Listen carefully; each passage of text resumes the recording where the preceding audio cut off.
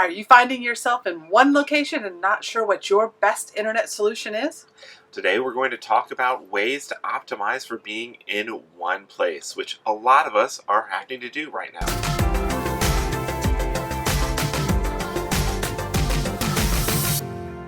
Hi there, I am Sheree. And I'm Chris. We are your host here at the Mobile Internet Resource Center, and with COVID-19, a lot of us are finding ourselves stationary when we prefer to be mobile.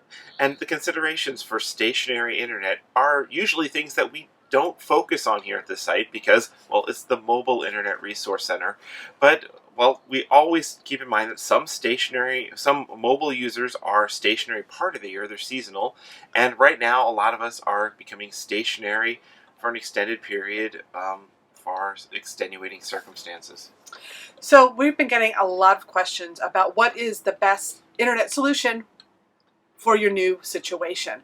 And unfortunately, it's almost not as easy as setting up a mobile internet arsenal. When we're mobile, we're looking for the combination of options that are going to keep us online as we move about. The things that are going to work best, give us the best odds of getting online when we get to our new location. But when you're stationary, well, what works best?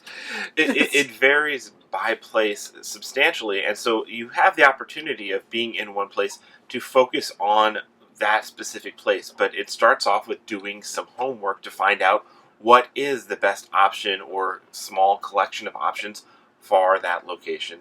And the best place to start is first talk to your neighbors. 6 feet away, of 6 course. feet away, yes. But yes, talking to people who are already using internet in your location is the best place to start. Is there a specific cellular carrier? Does the campground's Wi-Fi work well enough? Is it handling the new load of everyone staying at home right now? Are there options for installing cable or DSL at your location? These are all things that you have to talk with the people who are using it there. If you can't talk with people, if there's not people around there, check Campground reviews, Marina reviews, and see what people have mentioned. There maybe they'll mention that they had great service with AT&T at this location or something like that. But keep in mind that here, as of March 2020, a lot of things are changing. Network loads are way up. A lot of extra network capacity is being added in some places as well. So in some places, what used to work might not work as well, and in other places, what didn't work so well might actually be working better. So it's a good place to start doing your homework, but you might have to start again and do some experimentation, do some current research to see the current actual conditions. Now, the basic options that us RVers and cruisers use for our internet options, they still apply in a stationary situation. The Wi-Fi network provided by our marinas and campgrounds might be an option, but before you go and optimize and getting Wi-Fi extending gear to get a better signal at your location, at your site, do what we call a Wi-Fi worthiness test. Okay, so Wi-Fi worthiness test is before worrying about the signal at your site, at your location, go up to the main office, go up where the access point is, take your laptop, take whatever devices you'll normally be working on, and see, is it work well up in the front office? And if you get great performance and great speed and everything works well up in the front office, you might be able to get gear that extends that good signal back to where you are, but more likely you're probably going to find your campground or marina is overloaded because more people are working from home, they're doing remote learning, they're streaming Netflix.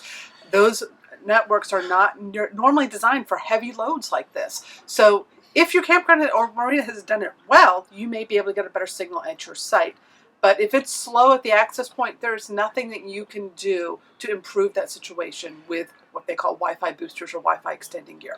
Yeah, extending a bad network doesn't make a better network. So don't waste your time. If it's bad in the office, save yourself a lot of cost and hassle and frustration, and don't try to extend that bad network back to where you are. But if you do find you get great performance at the access point, there might be good odds that you can get some of that performance back at your site. And in that case, you'll want to look into Wi-Fi extending gear, or what we call Wi-Fi as WAN. That is using a Wi-Fi network as your internet access point.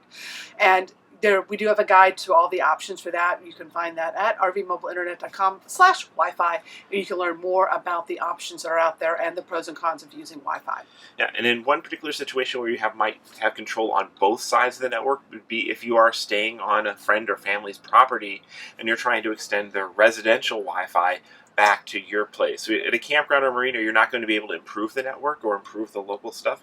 But at a friend or family members, you can actually put a long-range access point hooked up to their local network and extend the distance to where you might be hunkering down in their back 40. So that is a whole nother topic to research if that is like the bridge of distance you're trying to do to extend a Wi-Fi network. Or if you're staying fairly close to their house and you're within range of their Wi-Fi network, you might be able to reach it with your laptop, but you might need some Wi-Fi extending gear just to get a better signal. Again, do that Wi-Fi worthiness test. Take your laptop up to where the closest wall is of their house and see how it is there. If it's good there, then you can probably use gear to get it better. If not, you're going to need to do some sort of access point specifically aimed at your location, or even just running an Ethernet cable if it's a short enough distance out to your RV.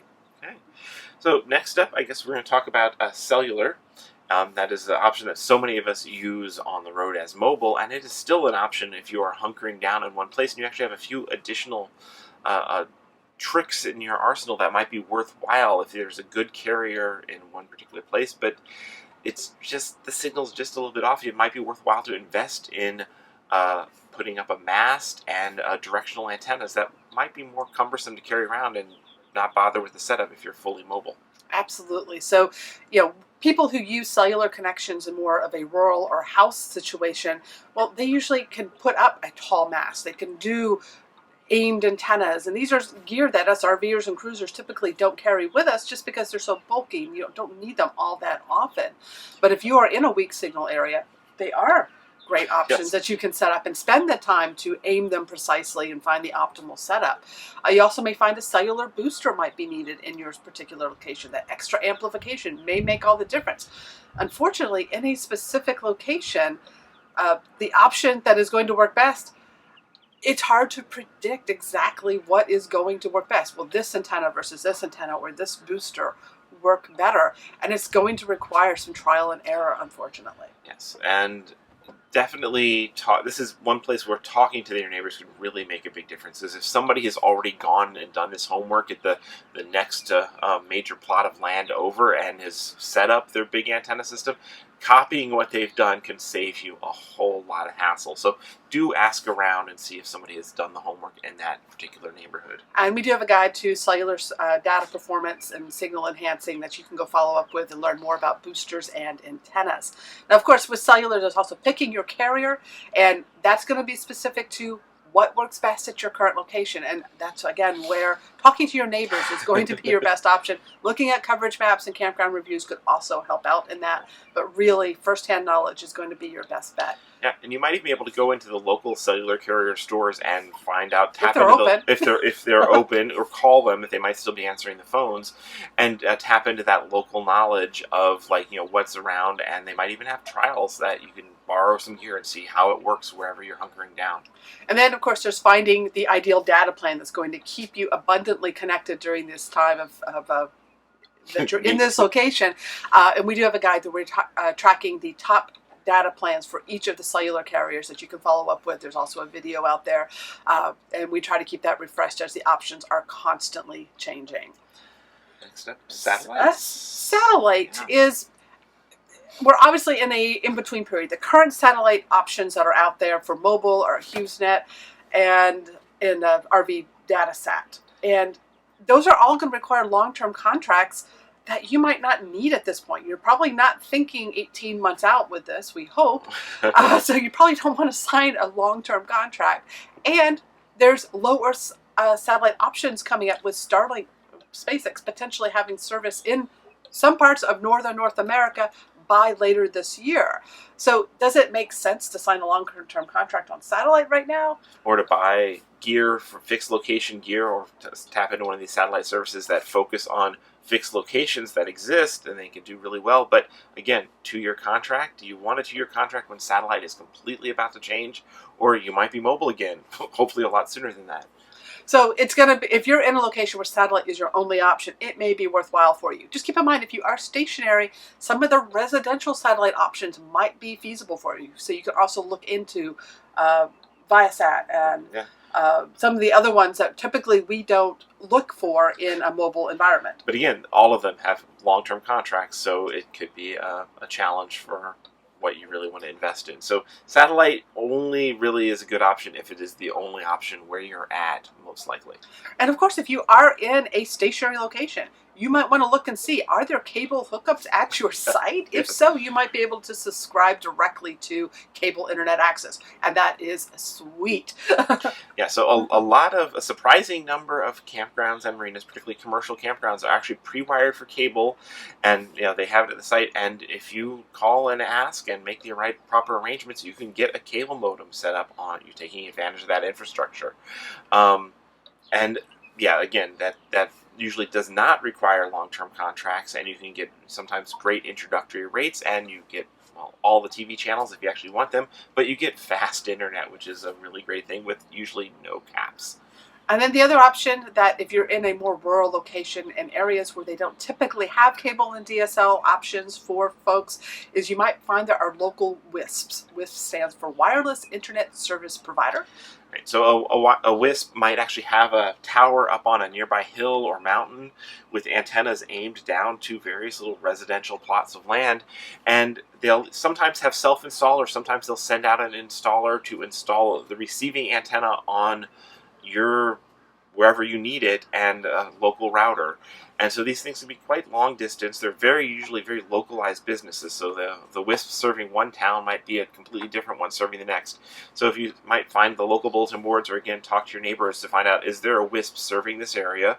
A lot of rural areas have a WISP, and not so appropriate for mobile users because, well, they need to have the antennas usually professionally aimed. But if you're going to be someplace for 6 months, it could be very worthwhile to have a WISP bring in service, and it's then kind of like cable. You've got usually an unlimited data plan. So those are some of the general options that you can look into if you're finding yourself now at a new location that you're going to be at for a while and your current options aren't working for you. Those are some things to go and investigate that might help you improve the situation and keep you working remotely or educating and entertained through all of this. Okay. So good luck out there. So we have made the guide that goes along with this video that talks more about stationary mobile internet options, even using them in a home location if you split your time between RV and boat and stationary home. We've made this guide that was previously member exclusive for our premium members. We've made it free during this time period, hopefully to help you guys out. And it is with the generosity of our members that we're able to create this content. And we are so blessed to be member supported. So thank you guys. Thank you, our members. Thank you. And just everyone. Take care of each other and stay safe out there. These videos are brought to you by our premium members, our mobile internet aficionados. They make it possible for us to track this news and create these videos. If you like this video, please give it a thumbs up, leave a comment, subscribe to our channel, or better yet, consider becoming a member yourself.